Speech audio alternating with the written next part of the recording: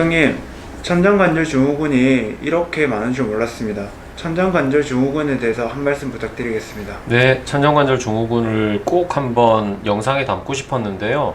오늘 드디어 말씀드리게 되었네요.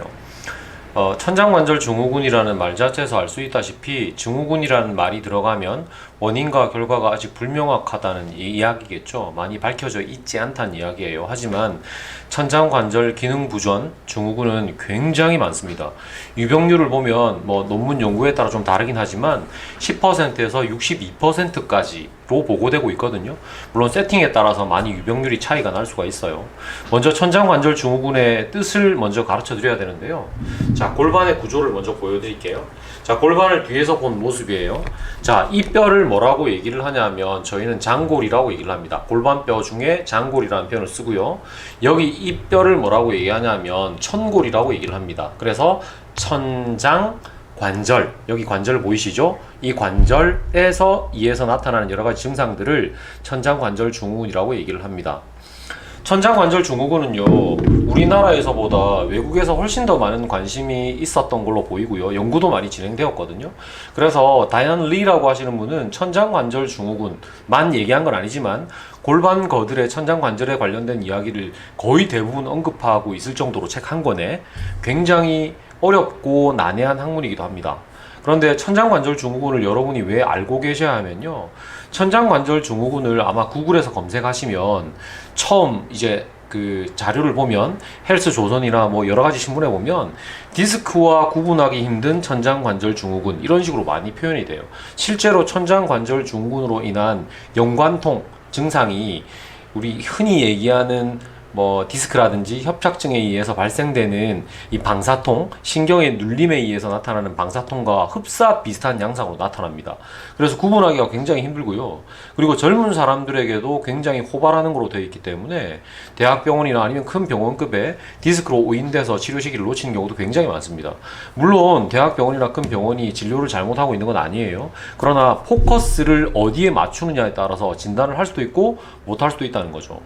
천장관절 증후군은 한 논문에 의하면 이 찾아내기가 굉장히 어렵다고 되어 있어요. 그 이유는 천장관절 증후군은 첫 번째, 허리 디스크 때문에 MRI를 찍었다면 골반까지 전부 다 드러나지 않거든요. 그래서 진단 내리기가 굉장히 힘들고요. 염증이 굉장히 많이 진행되지 않았다면 천장관절의 염증도 잘 발견되지 않는 편입니다. 그래서 진단하기가 힘들다는 거죠. 그리고 통증 양상도 디스크와 굉장히 유사하고 협착증과 굉장히 유사한 특징이 있습니다. 그렇다면 천장관절 증후군은 왜 생기는 것일까요?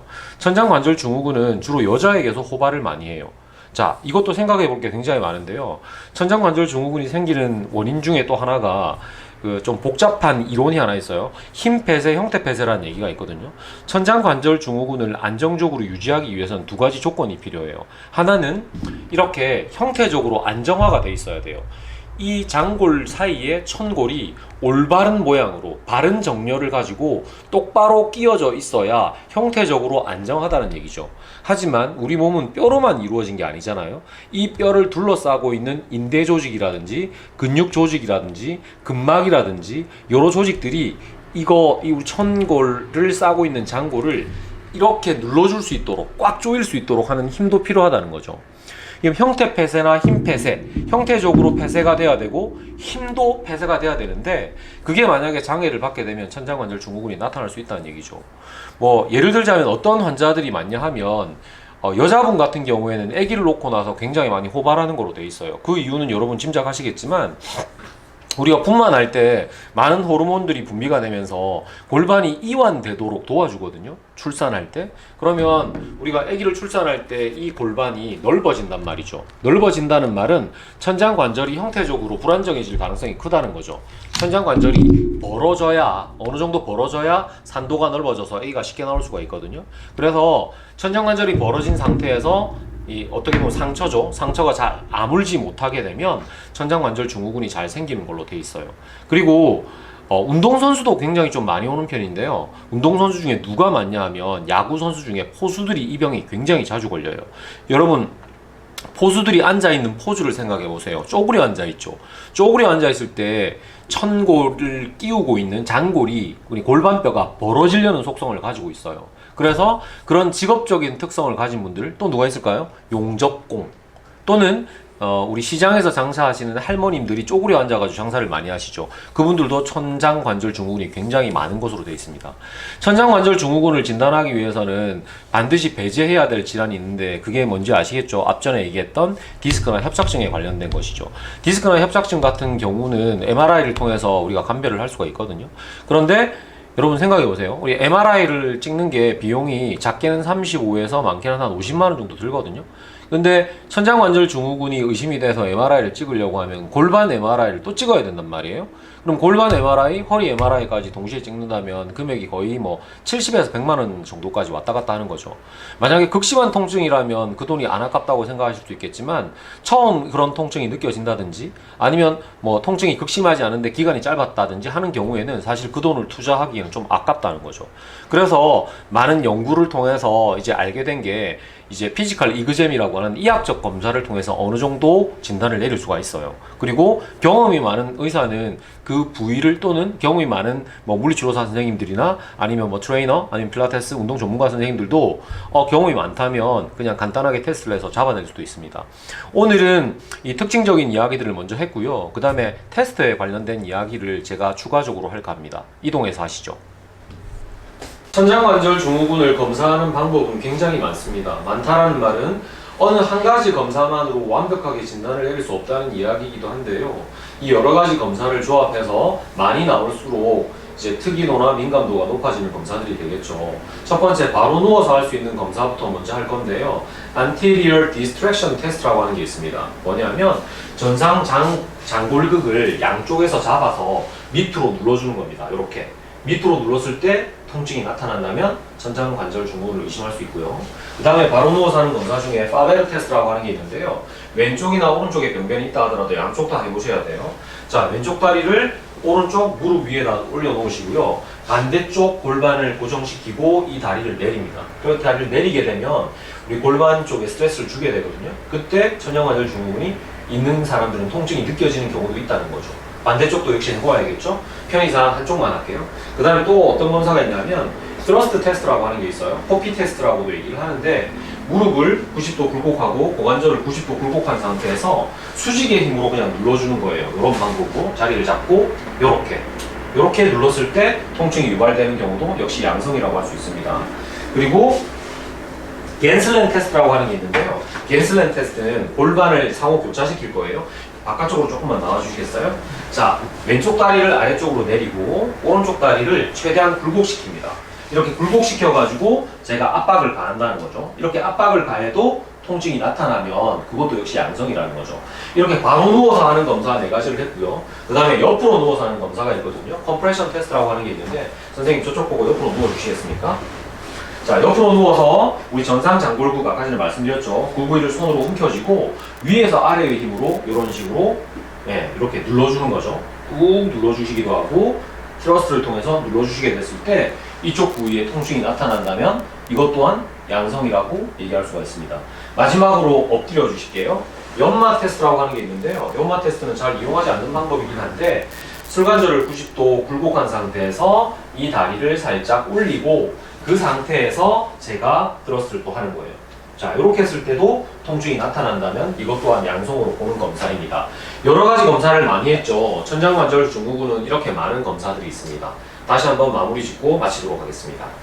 자, 이렇게 많은 테스트들이 있다는 말은 제가 아까 전에도 말씀드렸겠지만 천장관절 증후군에 딱 한 가지만의 검사가 있다는 건 아니겠죠. 여러 가지 검사가 있는데 이 검사가 전부 다 양성이 나오는 건 아니에요. 하지만 이 검사들이 많이 나올수록 진단율이 높아진다는 걸 의미하기 때문에 이 검사를 숙지하고 운동 트레이너 여러분, 운동 전문가 여러분들은 이 검사를 숙지해서 여러 가지 검사를 해보면 도움이 많이 될 것으로 생각됩니다. 제가 이번 천장관절 증후군을 준비하기 위해서 이 논문을 보았거든요. 이 논문에는 가장 확실한 진단법이 하나 나와 있긴 해요. 뭐냐면 천장관절 증후군이 의심이 돼서 그 천장관절 증후군에 영어로 리도케인 인필트레이션, 리도카인 주사를 주게 되면 증상이 그 즉시 사라진다면 그게 확진이에요. 그런데 여러분들은 주사를 줄 수가 없기 때문에 힘들고요. 또한 외래 베이스에서 시암을 보지 않고 초음파로 SI 조인트, 천장관절 증후군에 정확하게 주사를 줄 수 있는 의사가 그렇게 많지가 않습니다. 그래서 그 주사를 주고 나서 그 즉시 증상이 호전된다면 역시 천장관절 증후군이라고 확진할 수 있으니까 많은 선생님들도 아마 참조를 하면 상당히 좋을 것으로 생각됩니다. 다시 한번 말씀드리지만 천장관절 증후군으로 진짜 한 5년, 10년 동안 투병생활 한 분도 많이 배웠어요. 이거는 관심의 문제입니다.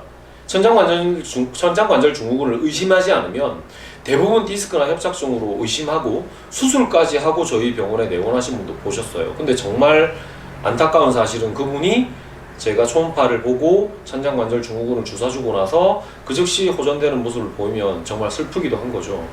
이게 관심을 가져야 되는 문제입니다. 왜냐하면 진단하기가 너무 어렵기 때문에. 그래서 천장관절 증후군은 사실 미지의 영역이기도 해요. 왜냐하면 뭐 여러 가지 오스테오패시라든지 세이크로 뭐 일레악 조인트 디스펑션이 있을 때 MET라든지 여러 가지 치료를 해야 되는 것들이 있는데 우리나라에 번역된 책조차 거의 없다는 사실이죠. 미셸 주니어라고 하시는 오스테오패틱 닥터가 번역한 책, 그 원서가 있거든요. 근데 그 책이 아마존에도 없어요. 중고책만 팔고 있거든요. 굉장히 좋은 책인데 저는 그 책을 통해서 공부를 많이 했습니다. 그래서 나중에 MET 하는 것도 제가 추가로 말씀을 드리겠지만 머슬 에너지 테크닉이라고 하는 치료가 있거든요. 그 치료를 하고 나면 굉장히 드라마틱하게 좋아지는 경우를 많이 볼 수가 있다는 거죠. 물론 젊을수록 치료가 더 빨라요. 연세가 드신 분들은 치료가 힘들어요. 왜냐하면 형태폐쇄, 힘폐쇄 말씀드렸죠. 연세 드시게 되면 형태폐쇄나 힘폐쇄가 둘 다 어려워지게 돼요. 그래서 연세 드신 분들이 굉장히 치료가 좀 어려운 경향이 있습니다. 하지만 젊은 사람들, 병이 오래되지 않았다면 치료 기간이 그렇게 긴 편은 아니에요. 하지만 이 인사이트라고 그러죠. 이 병이 천장관절 증후군이 많이 안 알려져 있기 때문에 환자분들이 협조를 잘 안 해주는 경우도 있어요. 아니 디스크가 의심되는데 왜 자꾸 골반을 건드리고 있냐고 얘기하는 경우도 있을 수 있는 거죠. 참 진단이 어려운 문제이기 때문에 여러 가지 문제가 많이 발생하기도 합니다. 하지만 천장관절 증후군은 나중에 많이 이슈화 될 것으로 보여요. 제가 그러면 이 유튜브 동영상이 성지가 될 수도 있겠죠. 그래서 오늘 1편 여기서 마무리할 거고요. 천장관절 증후군 2편은 치료적인 개념에 대해서 좀 말씀을 드릴까 해요. 오늘은 여기까지 마치겠습니다. 오늘 진료가 너무 많고 힘들어가지고요. 막 다 쏟아부었더니 지금 막 극도로 피곤한 상태인데 그래도 무사히 잘 마쳤네요. 구독, 좋아요 꼭 부탁드릴게요. 1000명을 향해서 달려가겠습니다. 감사합니다. 따봉!